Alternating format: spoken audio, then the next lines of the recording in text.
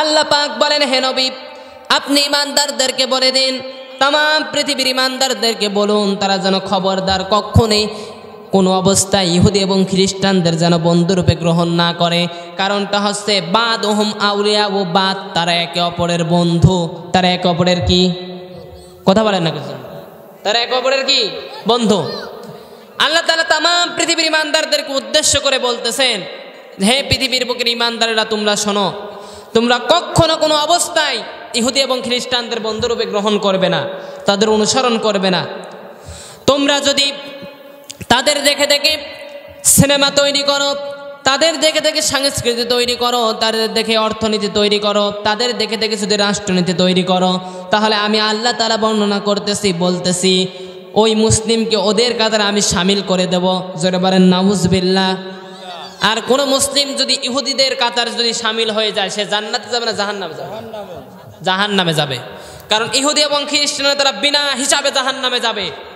কিন্তু আজকে দেখবেন আমার এই দেশের যুব সমাজেরা তারা আজকে ইহুদি এবং খ্রিস্টানদেরকে কিন্তু অনুসরণ করে। জোরে বলেন ঠিক কিনা? এই যে কিছুদিন আগে বিশ্বকাপ খেলা চলে গেল আর্জেন্টিনা আর ব্রাজিল, কত যুবক কত যুবতী এদের সাপোর্টার, এদের অনুসরণ করতেছে, তাদের জন্য জীবনও দিয়ে দেয়। এদের জন্য যে জীবন দেয় যারা, আচ্ছা বলেন ওই মেসি নেইমার এরা কি জান্নাতে যাবে না জাহান্নামে যাবে? এরা জাহান্নামে যাবে। কারণ আল্লাহ তাআলা কোরআনে কারীমের মধ্যে সূরাতুল বানী ইসরাঈলের মধ্যে এই মুসলমানদের চোখে আঙুল দিয়ে দেখিয়ে দিয়েছে যে ইহুদি এবং খ্রিস্টানেরা কখনো মুসলমানদের ভালো চায় না। তারা প্রতিটা সেকেন্ডে চায় এই মুসলিম জাতি ধ্বংস হয়ে যাক, এই মুসলিম জাতি নিপাত হয়ে যাক। এটা সবসময় ইহুদি খ্রিস্টানরা চায়। আর আল্লাহ তাআলা তাদেরকে বিনা হিসাবে জাহান্নামে দেবে। আর তাদের যদি আমরা অনুসরণ করি, আল্লাহ তাআলা বর্ণনা করতেছেন এই পৃথিবীর বুকে তোমরা যাদেরকে অনুসরণ করবা তাদের সঙ্গে আমি কিয়ামতের ময়দানে তোমাদেরকে হাসর করাবো। আর যদি আপনার ওই নেইমার মেসি এদের সঙ্গে যদি আপনার হাসর হয়, তাহলে আপনি কোথায় যাবেন? জাহান্নামে যাবেন। এই জন্য সম্মানিত উপস্থিতি, খবরদার এই সমস্ত জিনিস থেকে। অনেক যুবকরা বলে, কিছুদিন আগে আমি এই বিষয় নিয়ে একটা ফেসবুকে পোস্ট দিয়েছিলাম, কিন্তু আমার দেশের আমার মুসলমান ভাইরা আমার বিরুদ্ধে অনেক কথা বলতে লাগলো। সম্মানিত উপস্থিতি, তাদের পক্ষ নিয়ে আমার আল্লাহ রাব্বুল আলামিন কোরআনে কারীমের ভিতরে এই জন্য বলে দিয়েছেন, খবরদার ইহুদি এবং খ্রিস্টানদের তোমরা বন্ধুরূপে গ্রহণ করবে না। কারণটা হচ্ছে তারা একে অপরের বন্ধু। তার জ্বলন্ত দৃষ্টান্ত আমরা কিছুদিন আগে দেখতে পেয়েছি, যখন ফ্রান্সে যখন আমার বিশ্বনবীকে নিয়ে যখন কটূক্তি করা হলো, তখন আমরা দেখতে পেলাম সর্বপ্রথম নাম্বার কাতার যিনি সাপোর্ট দিয়েছিলেন তিনি হচ্ছে ভারতের মোদি, নরেন্দ্র মোদি। জোরে বলেন ঠিক কিনা? আপনার দেশের খবর রাখেন কিছু? আপনারা তো বুড়ো মানুষ, আপনারা তো কিছু জানেন না, যারা যুবক ভাইয়ের আছে তারা জানে। সম্মানিত উপস্থিতি, যখন ফ্রান্সে তখন আমার বিশ্বনবীকে নিয়ে যখন কটূক্তি করা হলো, তখন প্রথম নাম্বারে যিনি সাপোর্ট দিয়েছিল সেটা হচ্ছে ভারতের সরকার, নরেন্দ্র মোদি। তাহলে এখান থেকে আমরা প্রমাণ পেয়ে গেলাম যে তারা একে অপরের কি বন্ধু। খুব লক্ষ্য করেন আল্লাহ তাআলা কোরআন কারীমের মধ্যে কি বর্ণনা করতেছেন। আল্লাহ তাআলা বর্ণনা করতেছেন ইহুদি এবং খ্রিস্টানেরা তারা সাদা জামা গায়ে দিয়ে ঠিকই ছদ্মবেশে জাতির সামনে আবির্ভাব হয়েছে, কিন্তু ওদের নিচে সমস্ত কিছু ঠিকই আছে। আমার আল্লাহ রাব্বুল আলামিন বলতেছেন, ওয়ালাইন ইত্তাবাতা আহওয়াহুম বাদাল্লাযী জাআকা মিনাল ইলমি। হে নবী, সিদ্ধান্ত এসে যাওয়ার পরে কোন ঈমানদার বান্দা যদি তাদেরকে দেখে দেখে অনুসরণ করে, তাদের দেখে সিনেমা তৈরি করে, তাদের দেখে দেখে সংস্কৃতি তৈরি করে, তাদের দেখে দেখে অর্থনীতি তৈরি করে, তাদের দেখে দেখে রাষ্ট্রনীতি তৈরি করে, আমি আল্লাহ ঘোষণা করতেছি ওই মুসলিমকে ওদের কাতারে শামিল করে দেব। ইন্নাল্লাহ, ইন্না মানে নিশ্চয়, লা মানে না, ইয়াহদি মানে হিদায়াত কওমাজ জালিমিন। আল্লাহ জালেমদের কোনোদিনও হেদায়েত দেন না। জোরে বলেন ঠিক কিনা? আল্লাহ কোনোদিনও জালেমদেরকে হেদায়েত দেবেন না। আল্লাহ রাব্বুল আলামিন অন্য আয়াতে প্রশ্নের উত্তর দিচ্ছেন। আমার আল্লাহ তাআলা বলতেছেন, ইন্নাহুম লাই ইগুনি আনকা মিনাল্লাহি শাইআন ওয়া ইন্নাজ জালিমিন। জোরে বলেন আল্লাহু আকবার। কোরআনে কারীম সূরাতুল জাসিয়া 25 নম্বর পারা 19 নম্বর পৃষ্ঠা 3 নম্বর রুকুর 19 নম্বর আয়াতে কারীমে এইটা আল্লাহ পাক বলেন, হে নবী, আপনার উম্মতের মধ্য থেকে যেই লোকগুলো জুলুম করে ওই লোকগুলো কিয়ামতের ময়দানে আপনার কোনো উপকারে আসবে না। আপনিও তাদের কোনো উপকারে যেতে পারবেন না। কারণ প্রকৃতির বিষয় হচ্ছে একজন জালেম আর একজন জালেমের বন্ধু। কে বলতেছেন? আল্লাহ তাআলা বর্ণনা করতেছেন। তাফসীর খোলেন এই ব্যাপারে। আমার গবেষণা অনুযায়ী এই পৃথিবীতে একটা নয় দুইটা নয় প্রায় 228টা রাষ্ট্র আছে। এই 228টা রাষ্ট্রের মধ্য থেকে 52টা মুসলিম রাষ্ট্র আছে। এই 52টা মুসলিম রাষ্ট্রের ভিতর থেকে 2টা রাষ্ট্রবাদে, 2টা রাষ্ট্রনায়ক বাদে প্রত্যেক মুসলিম রাষ্ট্রের প্রধানরা হচ্ছে জালেম। জোরে বলেন ঠিক কিনা? আমি কোরআন দিয়ে প্রমাণ দেবো তারা জালেম। তারা আজকে জুলুম করতেছে জনগণের উপরে। সম্মানিত উপস্থিতি, আল্লাহ রাব্বুল আলামিন এই মুসলিম জাতি তার নিধনের জন্য যে প্রক্রিয়ায় পৃথিবীতে চলতেছে, আর মুসলিম জাতির রাষ্ট্রের প্রধানরা তাদের গতি ঠেকানোর জন্য, তাদের নেতৃত্ব ঠেকানোর জন্য একবার দাদা বাবুদের কাছে, একবার পরাশক্তিদের কাছে ধর্ণা দিচ্ছে। জোরে বলেন ঠিক কিনা? সম্মানিত উপস্থিতি, কিন্তু তার ভাই মুসলিম, এই যে মুসলিমকে হত্যা করা হচ্ছে, অবশ্যই আল্লাহর দরবারে কৈফিয়ত দেওয়া লাগবে। মুসলিম ইতিহাসে হাজ্জাজ বিন ইউসুফ একজন রাষ্ট্রনায়ক ছিল। এই হাজ্জাজ বিন ইউসুফ রাষ্ট্রনায়ক থাকা অবস্থায় রবের দরবারে একজন মুসলিমকে গালে থাপ্পড় মেরে উপহাস করা হচ্ছে। যখন এই মেরে উপহাস করা হচ্ছিল, রবের দরবারে দাঁড়িয়ে, ইহুদির দরবারে দাঁড়িয়ে যখন মারা হচ্ছিল, এই মুসলমান আল্লাহ দরবারে ফরিয়াদ করে বলেছিল, আল্লাহ, আজকে আমি মুসলমান হওয়ার কারণে আমার গালে থাপ্পড় মেরে উপহাস করা হচ্ছে, আর গোটা পৃথিবীর অর্ধেক শাসন করতেছে মুসলমান বাচ্চা হাজ্জাজ বিন ইউসুফ। এই মুসলমান বাচ্চা হাজ্জাজ বিন ইউসুফ শাসক হওয়ার পরও আজকে আমার নিরাপত্তা নাই। ও আল্লাহ, আমি তোমার দরবারে মামলা দায়ের করলাম। কিয়ামতের ময়দানে এই হাজ্জাজ বিন ইউসুফের বিরুদ্ধে আমি তোমার দরবারে নালিশ করব। এই প্রার্থনাটা তুমি কবুল করে নাও। যখন এইরকম বলা হচ্ছিল, মুসলমানদের গোয়েন্দা বিভাগের একজন সদস্য সেখানে ছিল। এই মুসলমানদের গোয়েন্দা বিভাগের সদস্য তাড়াতাড়ি চলে গেল। হাজ্জাজ বিন ইউসুফের কাছে গিয়ে সব তথ্যাবয়ন দিয়ে দেওয়া হলো। হাজ্জাজ বিন ইউসুফ সাথে সাথে 3 বাহিনীর প্রধানদেরকে ডেকে বললেন, তোমরা কে আসো, কোথায় আসো, তাড়াতাড়ি আসো। কার এত বড় সাহস আছে ওই মুসলমান ভাইকে উদ্ধার করে আনতে পারবে? আর যেই লোকটা তার গালে থাপ্পড় মেরেছে, ওই লোকটাকে। চৌকস সেনা রাজি হয়ে গেল, অর্থ দেওয়া হলো, শক্তি দেওয়া হলো। তারা 3 বার অভিযান চালানোর পরে সফল হলো। ওই ইহুদির বাচ্চা এবং ওই মুসলমানকে এবার হাজ্জাজ বিন ইউসুফের দরবারে নিয়ে যাওয়া হয়েছে। হাজ্জাজ বিন ইউসুফ ওই মুসলমানকে লক্ষ্য করে বলতেছে, হে মুসলমান, রবের দরবারে যখন তোমার গালে থাপ্পড় মেরে উপহাস করা হচ্ছিল, তুমি আমার বিরুদ্ধে আল্লাহর দরবারে নালিশ করেছিলে। আমি তোমাকে, এই ইহুদির বাচ্চাকে তোমার দরবারে আমি তোমার সামনে উপস্থাপন করেছি। তুমি এবার গালে থাপ্পড় মেরে প্রতিশোধ নাও। এরপর হাজ্জাজ বিন ইউসুফের কথা মতো এই মুসলমান তখন এই ইহুদির বাচ্চার গালে থাপ্পড় মেরে প্রতিশোধ নিয়েছে। এরপরে এই হাজ্জাজ বিন ইউসুফ ওই ইহুদিকে লক্ষ্য করে বলতেছে, ইহুদির বাচ্চা, আমি যদি ইচ্ছা পোষণ করতাম তাহলে তোকে এখানে আমি টুকরো টুকরো করে ফেলতে পারতাম, কিন্তু আমি তোকে মারবো না, বাঁচিয়ে দেব। কারণটা হচ্ছে, তুই রবের দরবারে গিয়ে বলবি, যাই বলবি, মুসলমান এমন একটি জাতি, কোনো মুসলমান জাতির গায়ে উপরে হাত দিলে কোনো মুসলমান জাতি বসে থাকে না। জোরে বলেন ঠিক কিনা? সেই জিনিসটা আজকে আমাদের মধ্যে আছে নাই। আমার বাড়ির পাশে একজন মুসলিম ভাইকে মারা হচ্ছে, জুলুম করা হচ্ছে, নির্যাতন করা হচ্ছে, আর আমরা এমন মুসলমান, আমরা চুপ মারি বসে থাকি। জোরে বলেন ঠিক কিনা?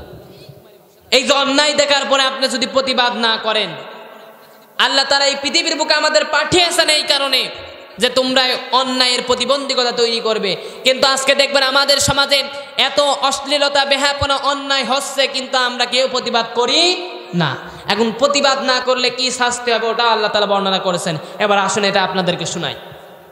আল্লাহ তাআলা বর্ণনা করতেছেন, অত্তাকু, তোমরা ভয় করো সেই ফিতনা, যে সকল ফিতনা থেকে, যেই ফিতনার আযাব, গজব, শাস্তি শুধুমাত্র জালেমদের উপরে আপতিত হবে না, নাজিল হবে না, এই পৃথিবীতে থাকা ভালো মানুষদের উপরেও আযাব আর গজব নাজিল হবে। জেনে রাখো, নিশ্চয় আল্লাহ তাআলা শাদীদুল ইকাব, শাস্তি দানে অত্যন্ত কঠোর। মনোযোগ সহকারে কথাগুলো শুনবেন, খুব গুরুত্বপূর্ণ কথা হবে। সময়ের দাবির সাথে আমাদের খুব প্রয়োজন। আল্লাহ রাব্বুল আলামিন বর্ণনা করতেছেন, অত্তাকু, তোমরা ভয় করো সেই ফিতনা থেকে। এখন ফিতনাটা কি? ফিতনা হচ্ছে শিরিক, ফিতনা হচ্ছে কুফর, ফিতনা হচ্ছে জুলুম, অত্যাচার, নিপীড়ন, নির্যাতন। এইগুলোকে কোরআনের ভাষায় ফিতনা বলা হয়, যে তোমরা এই ফিতনা থেকে বেঁচে থাকো। তার মানে হচ্ছে যারা এই ফিতনাগুলো করতেছে, এই ফিতনা থেকে বেঁচে থাকতে হলে অবশ্যই আপনাকে অন্যায়ের প্রতিবাদ করতে হবে। জোরে বলেন ঠিক কিনা? অবশ্যই করতে হবে। এই জন্য আজকের আলোচনার বিষয় হচ্ছে অন্যায় কাজের নিষেধ না করলে তার শাস্তি কি। সম্মানিত উপস্থিতি, এটা একটি ইবাদত। আল্লাহ রাব্বুল আলামিনের পক্ষ থেকে ন্যায় কাজের আদেশ এবং অন্যায় কাজের নিষেধ করা, এটা আল্লাহ তাআলা কর্তৃক সিদ্ধান্ত। এটা কোনো বান্দার সিদ্ধান্ত নয়, এটা আল্লাহর সিদ্ধান্ত। এই জন্য আল্লাহ রাব্বুল আলামিন আমাদের উপরে নির্দেশ প্রদান করেছেন, ইয়ামুরুনা বিল মারুফ ওয়া ইয়ানহাউনা আনিল মুনকার, যে যত মন্দ কাজ আছে, অন্যায় কাজ আছে, ফিতনা আছে, জুলুম আছে, শিরিক আছে, বেদাত আছে, সকল কাজের তোমরা প্রতিবন্ধকতা তৈরি করো। তার মানে বাধা প্রদান করো। আর তোমরা যদি বাধা প্রদান না করো, তাহলে যারা এই অন্যায়গুলো করতেছে আল্লাহ তাআলা তাদের উপরে শুধু গজব দেবেন না, যারা নিষেধ করে না তাদের উপরেও আল্লাহ তাআলা গজব দেবেন। জোরে বলেন ঠিক কিনা? তাদের উপরে আল্লাহ তাআলা গজব দেবেন। সম্মানিত উপস্থিতি, তার দৃষ্টান্ত আল্লাহ রাব্বুল আলামিন কোরআনে কারীমের মধ্যে এরকম দৃষ্টান্ত তুলে ধরেছেন। বহু জাতির উপরে আল্লাহ তাআলা শাস্তি দিয়ে তাদেরকে এই দুনিয়ার বুক থেকে একদম নিঃশেষ করে দিয়েছেন। আমার আল্লাহ তাআলা ওই কথাটা কোরআনে কারীমের মধ্যে বর্ণনা করতেছেন। আমার আল্লাহ তাআলা বলতেছেন, ওয়া ইজ ক্বালাত উম্মাতুম মিনহুম লিমা তাইজনা কওমালিল্লাহু মুহলিকুম আও মুআযযিবুহুম আযাবান শাদীদা। কোরআনে কারীম সূরাতুল আরাফ 164 নম্বর আয়াতে এটা আল্লাহ রাব্বুল আলামিন নবীজিকে বলতেছেন, ও নবী, আপনি সেই মা সালাদের কাহিনী বর্ণনা করুন। এখন মা সালারা কারা, তাদের কাহিনী দৃষ্টান্ত আমার আল্লাহ তাআলা কোরআনে কারীমের মধ্যে খুব সুন্দরভাবে বর্ণনা করেছেন। খুব লক্ষ্য করেন, গুরুত্বপূর্ণ কথা হবে। হযরতে দাউদ আলাইহিস সালাতু ওয়াস সালামকে প্রেরণ করা হয়েছিল জেলে সম্প্রদায়ের কাছে। কি সম্প্রদায়ের কাছে? আপনাদের মনোযোগ আছে এদিকে? আল্লাহর নবী বিশ্বনবী জনাবে মুহাম্মদুর রাসূলুল্লাহ সাল্লাল্লাহু আলাইহি ওয়াসাল্লাম হাদিসের ভিতরে উল্লেখ করেছেন যে কোনো ব্যক্তি যদি কোরআনের একটা আয়াতকে বোঝার জন্য কেউ যদি রাতের বেলা 1 ঘন্টা ব্যয় করে, ওই আয়াত যদি না বোঝে, আমি আল্লাহ রাব্বুল আলামিন তার আমলনামায় 500 রাকাত নফল নামাজের সওয়াব দেব। জোরে বলেন সুবহানাল্লাহ। এখন আমাদের কি সম্ভব 500 রাকাত নফল নামাজ পড়া? এখন আপনাকে যদি আমি 5 কেজি মিষ্টি দিয়ে দেবো, 5000 টাকা দিয়ে যাও, চাচা আপনি সারা রাত ধরে আপনি আজকে 500 টাকার নফল নামাজ পড়েন, আপনি যদি মুরগির মতন ঠোকও মারেন, আমার বিশ্বাস ওই নামাজ পড়তে, আর যদি পড়েনও ওই নামাজ আল্লাহর কাছে গ্রহণযোগ্য হবে কি হবে না, এটার কোনো গ্যারান্টি আছে? কোনো গ্যারান্টি নাই। কিন্তু যেই নামাজ আল্লাহর কাছে অলরেডি কবুল হয়ে গিয়েছে, ওই রকম কবুল হওয়া নামাজ আমাদের আমল নামায় দেওয়া হবে। এই জন্য সম্মানিত উপস্থিতি, এলাকায় যারা আছেন মুসলমান ভাইরা, আপনাদেরকে বিনতভাবে অনুরোধ করব, আপনারা এদিক সেদিক ঘোরাফেরা না করে, চায়ের দোকানে অযথা সময় নষ্ট না করে আপনারা এই কোরআনের মাহফিলে এসে বসে যান।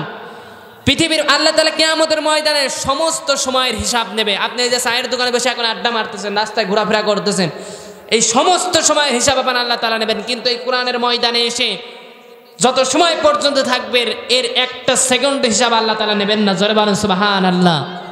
এই জন্য আপনারা সবাই মাহফিলে চলে আসুন। আমি যেই কথা বলতেছিলাম, মা সালাদের কাছে আল্লাহ তাআলা হযরত দাউদ আলাইহিস সালাতু ওয়াস সালামকে প্রেরণ করেছিলেন। মা সালাস, তারা জেলে সম্প্রদায়, যারা মাছ চাষ করত, তাদের জীবিকা নির্বাহ করত, জীবিকা আয় করত, তারা ক্ষুধা নিবারণ করত, এটা ছিল তাদের পেশা। আল্লাহ রাব্বুল আলামিন দাউদ নামক নবীকে এই পৃথিবীতে প্রেরণ করলেন, আর এই জাতিকে সংশোধন করার জন্য আল্লাহ রাব্বুল আলামিন তাকে একটা কিতাব দিলেন। সেই কিতাবের নাম হচ্ছে জাব্বুর। যারা বলেন নাম কি? জাব্বুর। এই কিতাবের নাম হচ্ছে জাব্বুর। হযরত দাউদ আলাইহিস সালাতু ওয়াস সালামকে আমার আল্লাহ তাআলা এই জাব্বুর নামক কিতাব দৈজেলে সম্প্রদায়ের কাছে প্রেরণ করলেন। তার কণ্ঠর লাহান ছিল এত সুন্দর, তার চেহারাও ছিল চমৎকার। তিনি যখন এই জাব্বুর কিতাব তেলাওয়াত করতেন, শুধু মানুষেরা না, গাছের পাখিরা, সমুদ্রের মাছেরা তারা উঠে আসতো। জোরে বলেন সুবহানাল্লাহ। এত সুন্দর চমৎকার আল্লাহ তাআলা তাকে দান করেছিলেন। তিনি যখন এই জাব্বুরের তেলাওয়াত তিনি যখন করতেন, আল্লাহ রাব্বুল আলামিন এতবার চমৎকার কণ্ঠ তাকে দিয়েছিলেন, কিয়ামতের ময়দানে এই দাউদ আলাইহিস সালাতু ওয়াস সালামকে আল্লাহ রাব্বুল আলামিনের ডান পাশে বসানো হবে সেদিন তাকে তেলাওয়াত করার জন্য। সম্মানিত উপস্থিতি, এই পৃথিবীতে সবচাইতে ভালো কণ্ঠ ছিল আমার আপনার নবী, বিশ্বনবী জনাবে মুহাম্মদুর রাসূলুল্লাহ সাল্লাল্লাহু আলাইহি ওয়াসাল্লাম। তার তেলাওয়াতকৃত বাণী শোনার জন্য কাফেররা রাতের অন্ধকারে তার ঘরের চতুর্দিকে দাঁড়িয়ে যেত, জোরে বলেন ঠিক কিনা। অথচ যেই কাফেররা, যেই লিডাররা, ওই মক্কার লিডাররা যে আইন পাশ করেছিল, লা তাসমাউ লিহাযাল কুরআনি, তোমরা এই কোরআনের বক্তব্য শুনতে দাও না, এই কোরআনের মাহফিল যেখানে তৈরি হবে তোমরা 144 ধারা জারি করবে, কিন্তু সেই লিডাররাই এই কোরআনের তেলাওয়াত শোনার জন্য তারা বিশ্বনবীর ঘরের চতুর্দিকে দাঁড়িয়ে যেত, জোরে বলেন সুবহানাল্লাহ। সম্মানিত উপস্থিতি, আমার আল্লাহ তাআলা বর্ণনা করতেছেন, ওই জেলে সম্প্রদায়ের জন্য আমি পরীক্ষায় ফেলে দিলাম। আমাদের যেমন শুক্রবারের দিন হচ্ছে ধর্মীয় দিন, ওদেরও ওই রকম একটা ধর্মীয় দিন ছিল শনিবারের দিন। কোন দিন? শনিবারের দিন। যখন এই শনিবারের দিন যখন হযরত দাউদ আলাইহিস সালাতু ওয়াস সালাম জাব্বুর তেলাওয়াত করতেন, যখন এই সমুদ্র থেকে যখন মাছ উঠে আসতো শোনার জন্য, এই জেলেরা তারা এই চালাকির আশ্রয় নিল। তারা কি করলো? তারা মাছ মারায় লিপ্ত হলো। তারা জাব্বুরের তেলাওয়াত না শুনে তারা মাছ মারায় লিপ্ত হলো। কিন্তু এটা যে তাদের জন্য পরীক্ষায় ফেলে দেওয়া হয়েছিল এটা তারা বুঝতে পারে নাই।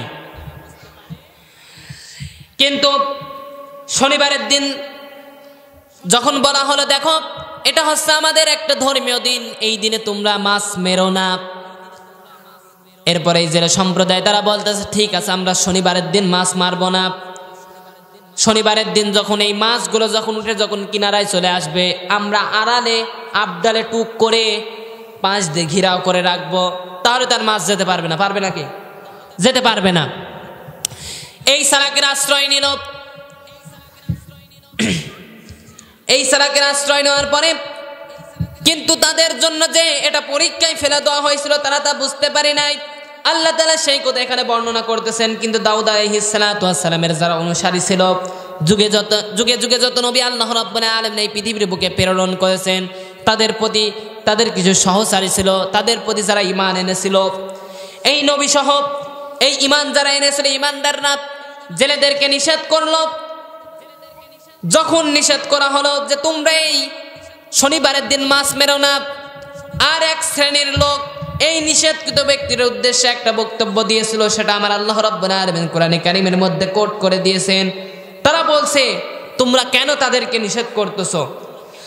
যাদেরকে আল্লাহ তাআলা আযাব দিয়ে গজব দিয়ে ধ্বংস করে দিতে চান, তোমরা তাদেরকে কেন নিষেধ করতেছো? তার মানে ইয়ামুরুনা বিল মারুফ ওয়া ইয়ানহাউনা আনিল মুনকার, এই আয়াতের রেফারেন্সে তারা কাজ করতেছিল।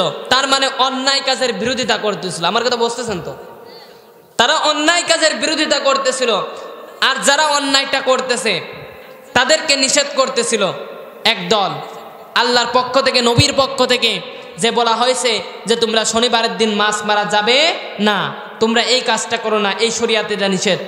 তখন যারা নিষেধ করতেছিল এই নিষেধকৃত ব্যক্তিদের উদ্দেশ্যে আর এক দল বলতেছিল, ওয়া আযিবহু আযাবান শাদীদা, আল্লাহ যাদেরকে আযাব দিয়ে গজব দিয়ে ধ্বংস করে দিতে চান, তোমরা কেন খামাখা তাদেরকে নিষেধ করতেছো? তাহলে এখানে দল হয়ে গেল কয়টা? তিনটা। এদিকে লক্ষ্য করেন, এখানে দল হয়ে গেল কয়টা? তিনটা দল হয়ে গেল। এক দল অন্যায় করতেছে, এক দল নিষেধ করতেছে, আর যাদের নিষেধ করতেছে তাদের আর এক দল নিষেধ করতেছে। এই তিন দল বিভক্ত হয়ে গেল। সম্মানিত উপস্থিতি, কিন্তু যাদেরকে সুপদেশ দেওয়া হলো তারা ভুলে গেল। আল্লাহ রাব্বুল আলামিন বর্ণনা করতেছেন, এই জাতির লোকগুলোকে উদ্দেশ্য করে তারা বলেছিল, ক্বালু মা'যিরাতান ইলা রাব্বিকুম ওয়া লা'আল্লাহুম ইয়াত্তাকুন। আল্লাহু আকবার। আমরা এই কারণে তাদেরকে নিষেধ করতেছি, কারণ আমাদেরকে আল্লাহ রাব্বুল আলামিনের দরবারে কৈফিয়ত দেওয়া লাগবে। ক্বালু মা'যিরাতান ইলা রাব্বিকুম, আমার রবের দরবারে একদিন আমাদেরকে কৈফিয়ত দেওয়া লাগবে যে আমরা অন্যায় কাজের বিরোধিতা করেছিলাম কিনা। এটা আমাদের বলা লাগবে। আর যারা অন্যায় কাজের বিরোধিতা করতেছিল তারা বলতেছে যে আমরা এই কারণে অন্যায় কাজের বিরোধিতা করি, মানুষদেরকে সুপদেশ দিই, কারণটা হচ্ছে আল্লাহর দরবারে আমরা মরে যাব, আমাদেরকে আল্লাহর দরবারে উঠা লাগবে। আর সেই দিন এই কৈফিয়ত থেকে বাঁচার জন্য আজকে আমরা এই ইয়ামুরুনা বিল মারুফ ওয়া ইয়ানহাউনা আনিল মুনকার এই আয়াতের রেফারেন্সে আমরা অন্যায় কাজের প্রতিবাদ করি। সম্মানিত উপস্থিতি, এই কারণে করি লাআল্লাকুম ইয়াত্তাকুন, যাতে তারা ভয় করে আল্লাহর দিকে ফিরে আসে। কার দিকে ফিরে আসে? আল্লাহর দিকে ফিরে আসে। আজকে দেখবেন আমাদের সমাজের ভিতরে এরকম কিছু লোক আছে, বলে যে হুজুর ও কথা করার দরকার কি, আপনি বেতন পাবেন, চুপ মেরে নামাজ পড়াবেন, অত ঝামেলার ভিতর দরকার কি? এরকম লোক আছে না নাই? এগুলো টাটকা নির্ভেজাল মুনাফিক, জোরে বলেন ঠিক কিনা? বলে যে হুজুর অত কথা করার দরকার কি আপনার, কিন্তু কেন বলি, কি জন্য বলি, আজকে আমি এই দৃষ্টান্ত আপনাদের দেখাবো যে সারা পৃথিবীর, সারা বাংলাদেশের আলেম ওলামারা তারা কেন প্রতিবাদ করে, মঞ্চে দাঁড়িয়ে প্রতিবাদ করে, বক্তৃতায় দাঁড়িয়ে প্রতিবাদ করে, স্টেজে দাঁড়িয়ে প্রতিবাদ করে, মঞ্চে দাঁড়িয়ে প্রতিবাদ করে, কেন প্রতিবাদ করে তার দৃষ্টান্ত আমি আজকে আপনাদের দেখাবো। আমরা কেন এই কথাগুলো বলি, কেন মানুষদেরকে সুপদেশ দিই? কারণ আল্লাহ রাব্বুল আলামিনের দরবারে আমাদের যে কৈফিয়ত দেওয়া লাগবে যে আমরা অন্যায় কাজের বিরোধিতা করেছিলাম কিনা, জোরে বলেন ঠিক কিনা? শুধু আমাকে না, আপনাকেও কিন্তু দোয়া লাগবে। এই জন্য অন্যায় যেখানে দেখবেন প্রশ্রয় দেওয়া যাবে না। আমার আল্লাহ রাব্বুল আলামিন কোরআনে কারীমের মধ্যে এবার খুব সুন্দরভাবে বর্ণনা করতেছেন। হযরত দাউদ আলাইহিস সালাতু ওয়াস সালাম এই পৃথিবীর বুকে এসেছিলেন। আল্লাহ রাব্বুল আলামিন বর্ণনা করলেন যাদেরকে উপদেশ দেওয়া হলো তারা ভুলে গেল, আর যারা অন্যায় কাজের বিরোধিতা করতেছিল আমি রাব্বুল আলামিন তাদেরকে উদ্ধার করলাম।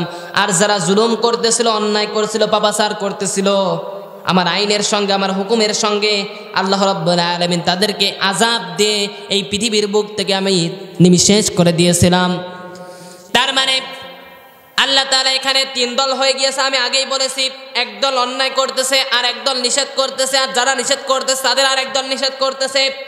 এই যারা নিষেধ করতেছিল আল্লাহ তাআলা তাদেরকে উদ্ধার করলেন, এই ইমানদারদেরকে। আর এই দুই দল যারা অন্যায় করতেছিল আর যারা চুপ মেরে বসেছিল, বলতেছিল লা ইলাহা ইল্লাল্লাহ, কারোর কিছু কব না। এটাই তো নাকি, যে লা ইলাহা ইল্লাল্লাহ, কারোর কিছু কব না, এই পন্থা তারা অবলম্বন করেছিল। আল্লাহ তাআলা বর্ণনা করতেছেন যারা অন্যায় করেছিল আর যারা লা ইলাহা ইল্লাল্লাহ, কারোর কিছু বলবো না, এই পন্থা যারা অবলম্বন করেছিল, এই দুই পন্থা অবলম্বনকারীদেরকে আমি আল্লাহ রাব্বুল আলামিন ধ্বংস করে এই দুনিয়ার বুক থেকে একদম উৎখাত করে দিয়েছিলাম, নিঃশেষ করে দিয়েছিলাম। আল্লাহ রাব্বুল আলামিন বর্ণনা করতেছেন আমি তাদের কি করেছিলাম। যারা অন্যায় কাজ করতেছিল আর যারা অন্যায় কাজের বিরোধিতা করতেছিল, চুপ করে বসেছিল, আমি আল্লাহ তাআলা তাদেরকে বানরে পরিণত করে দিয়েছিলাম। কিসে পরিণত করে দিয়েছিলাম? বানরে পরিণত করে দিয়েছিলাম। কিন্তু আজকে দেখবেন আমাদের সমাজের ভিতরে একটা কথা চালু হয়েছে যে মানুষ নাকি বানর থেকে এসেছে। মানুষ নাকি কি না, আমি বলছি না যে মানুষ থেকে বানর হয়, বানর কিন্তু আগের থেকেই ছিল। কিন্তু এই দাউদ আলাইহিস সালাতু ওয়াস সালামের জাতির লোকেরা তারা অন্যায় কাজ করেছিল, আর অন্যায় কাজে যারা বিরোধিতা করেছিলেন এদেরকে আল্লাহ তাআলা বানরে পরিণত করে দিয়েছিল। কিন্তু আজকে দেখবেন আমাদের ক্লাসে ষষ্ঠ এবং সপ্তম এই দুই ক্লাসে বিজ্ঞানের বইয়ের ভিতরে দেখবেন এই তথ্যগুলো তুলে দেওয়া হয়েছে, মানুষ নাকি বানর থেকে এসেছে। জোরে বলেন নাউজুবিল্লাহ। এটাকে আপনারা বিশ্বাস করেন? মানুষ কৃষি থেকে হয়েছে, মাটি থেকে হয়েছে। মানুষ কোথা থেকে হয়েছে? মাটি থেকে হয়েছে। এটা আল্লাহ রাব্বুল আলামিন কোরআনে কারীমের ভিতরে ডাইরেক্ট প্রতিবাদ করে দিয়েছেন, একদম স্পষ্ট আল্লাহ তাআলা তুলে ধরেছেন। আমাদের আদম আলাইহিস সালাতু ওয়াস সালাম সর্বপ্রথম তাকে মাটি দিয়ে বানানো হয়েছিল, আর আমরা যারা পরবর্তী এসেছি পানি এবং বীজ্র থেকে আমরা হয়েছি। মানুষ কোনোদিনও বানর থেকে হয় না। সম্মানিত উপস্থিতি, কিন্তু এই কথাগুলো যারা আজকে বলতেছে এটা আমাদের প্রতিবাদ করতে হবে। আমার কথা যদি বিশ্বাস না হয় তাহলে আপনি বাড়িতে গিয়ে আপনার ওই ক্লাসের ছেলেদের বোর্ড ভিতরে দেখবেন, ষষ্ঠ এবং সপ্তম ক্লাসের বিজ্ঞান এবং ইতিহাসের ভিতরে দেখবেন এই তত্ত্বগুলো তুলে ধরা হয়েছে। সম্মানিত উপস্থিতি, এখন মানুষ থেকেই যদি বানর হয়, বানর থেকেই যদি মানুষ হয়, এখন বানর যদি আপনার কাছে এসে বলে যে বানর থেকে যদি মানুষ হয় তাহলে আমরা এতদিন মানুষ আছি, বানর আছি কেন, মানুষ হলাম না কেন? এই প্রশ্ন যদি আপনার কাছে করে, এর উত্তর কি আপনি দিতে পারবেন? কোনোদিন আপনি পারবেন না। এটা একটা অযৌক্তিক কথা। সম্মানিত উপস্থিতি, খুব লক্ষ্য করেন। আমার আল্লাহ তাআলা বর্ণনা করতেছেন এই দাউদ আলাইহিস সালাতু ওয়াস সালামের জামানার লোকদেরকে আমি ধ্বংস করে দিলাম। কিভাবে ধ্বংস করলাম? হযরত জিবরাইল আলাইহিস সালাতু ওয়াস সালামকে আমার আল্লাহ তাআলা বললেন যে জিবরাইল আমি এদেরকে ধ্বংস করে দেবো, এই জাতিকে তুমি উল্টায় দাও, এই জাতিকে তুমি উল্টায় দাও। একটা লোক সুফি সেই পথ অবলম্বন করেছিল যে আমি কারোর কিছু কব না, লা ইলাহা ইল্লাল্লাহ, এই পন্থ অবলম্বন করে সে জঙ্গলে চলে গিয়েছিল। জঙ্গলে গিয়ে তিনি মনে মনে ভেবেছিল আমি কারোর কিছু বলবো না, আমি জঙ্গলে গিয়ে একা একা ইবাদত করব, এই পন্থা সে অবলম্বন করেছিল। এরপরে আল্লাহ তাআলা যখন জিব্রাইল আলাইহিস সালাতু ওয়াস সালামকে বললেন, জিব্রাইল তুমি এই জাতিকে উল্টায় দাও। এরপরে জিব্রাইল আলাইহিস সালাতু ওয়াস সালাম যখন জাতিকে উল্টাবেন, তিনি লক্ষ্য করে তাকিয়ে দেখলেন একটা লোক সুফি পণ্ডিত বড় দাড়িওয়ালা আল্লাহর ইবাদতে মশগুল রয়েছে। আল্লাহ রাব্বুল আলামিনকে ডাক দিয়ে বললেন, আল্লাহ আপনি তো জমিনটাকে উল্টায় দিতে বললেন, কিন্তু ওই যে আমরা যেই লোকটাকে দেখতে পাই বড় হুজুর পণ্ডিত আপনার বসে বসে ইবাদত করতেছে, ওই লোকটাকে আমরা কি করব?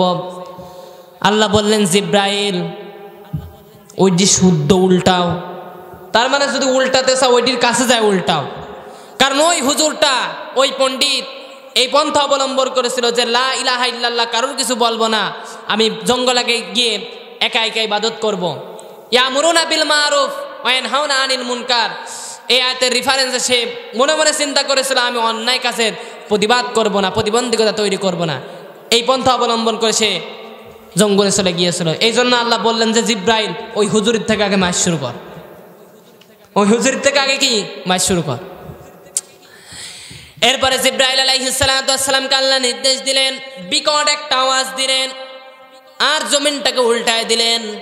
এই জন্য সম্মানিত উপস্থিতি, আমরা যদি অন্যায় কাজে যদি আজ প্রতিবাদ না করি, হয়তো আল্লাহ রাব্বুল আলামিন অতীত জাতিসমূহের মতন আমাদেরকে ধ্বংস করে দেবেন না। কারণ আমার আপনার নবী বিশ্ব নবী জনাবে মুহাম্মদুর রাসূলুল্লাহ সাল্লাল্লাহু আলাইহি ওয়াসাল্লামকে যখন আল্লাহ তাআলা মিরাজে নিয়ে গিয়েছিলেন, মিরাজে আসার সময় আল্লাহ তাআলাকে বলেছিলেন, আল্লাহ আপনি আমার উম্মতকে অতীত জাতিসমূহের মতন ধ্বংস করে দেবেন না।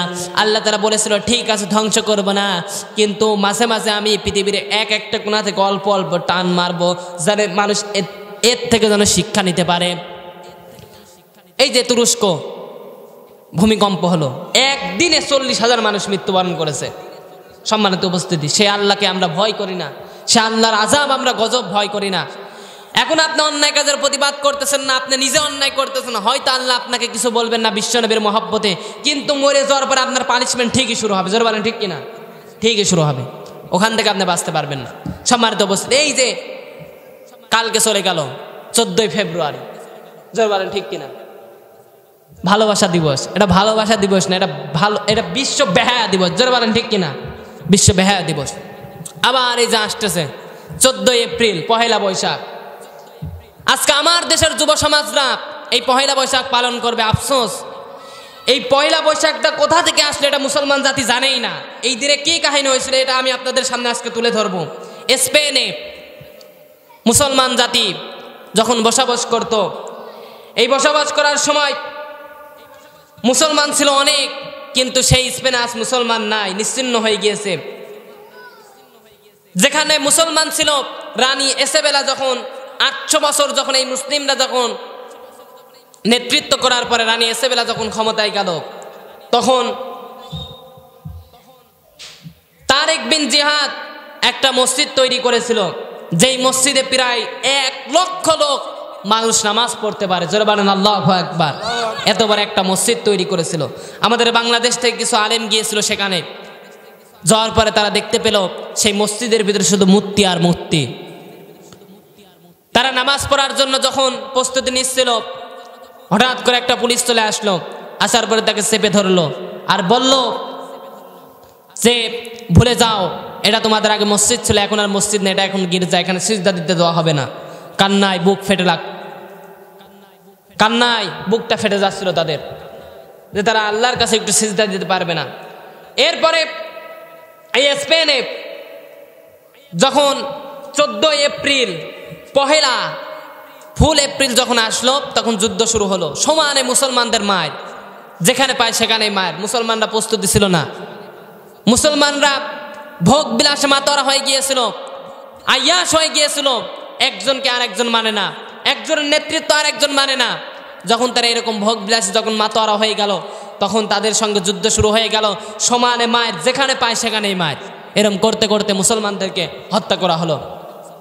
এরপরে রানী ইসাবেলার পক্ষ থেকে ঘোষণা করা হলো যে সাগরে জাহাজ রেখে দেওয়া হয়েছে, নারী আর শিশু তোমরা ওই জাহাজে গিয়ে তোমরা অবস্থান করো, তোমাদের জন্য মরক্কো পাঠিয়ে দেওয়া হবে, তোমরা আহরণ করবে। জাহাজগুলো ছিল ফুটা, ষড়যন্ত্র করে এই মুসলিম নারী এবং শিশুদেরকে ওই জাহাজে উঠানো হলো।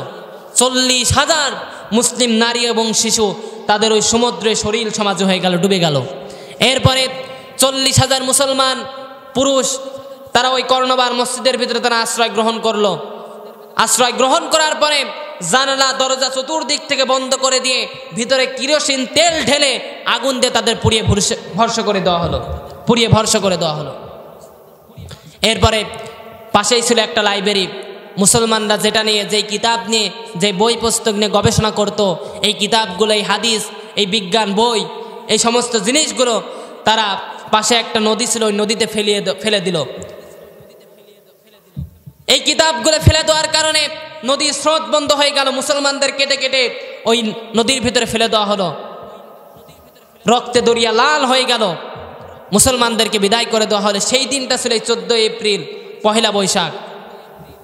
আর সেই জিনিসটা আজকে আমাদের সমাজের আজ আমার দেশের যুব সমাজেরা, যুবক যুবতীরা তারা এই দিনটা পালন করে। জোরে বলেন ঠিক কিনা?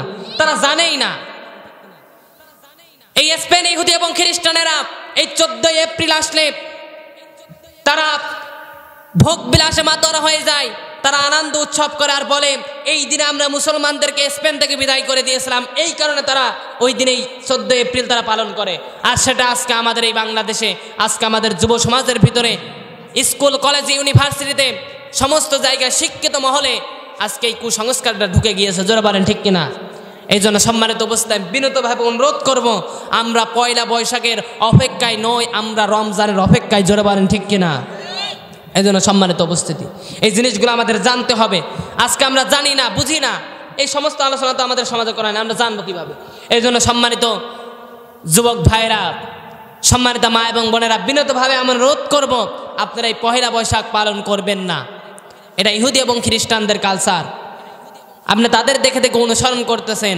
আল্লাহর কসম করে বলতেছি, তাদের সঙ্গে আপনার হাসর হবে। এই দিনে, এই পহেলা বৈশাখে, এই দিনে 40,000 মুসলমানকে পুড়িয়ে ভস্ম করে দেওয়া হয়েছিল। 40,000 মুসলিম নারী এবং শিশুকে সাগরে ডুবিয়ে মারা হয়েছিল। সেই দিনটা ছিল এই পহেলা এপ্রিল। এই ফুল এপ্রিল পালন করে তারা আজকে। সম্মানিত উপস্থিতি, আল্লাহ রাব্বুল আলামিন আমাদের সবাইকে হেদায়েত দান করেন। জোরে বলেন আমিন।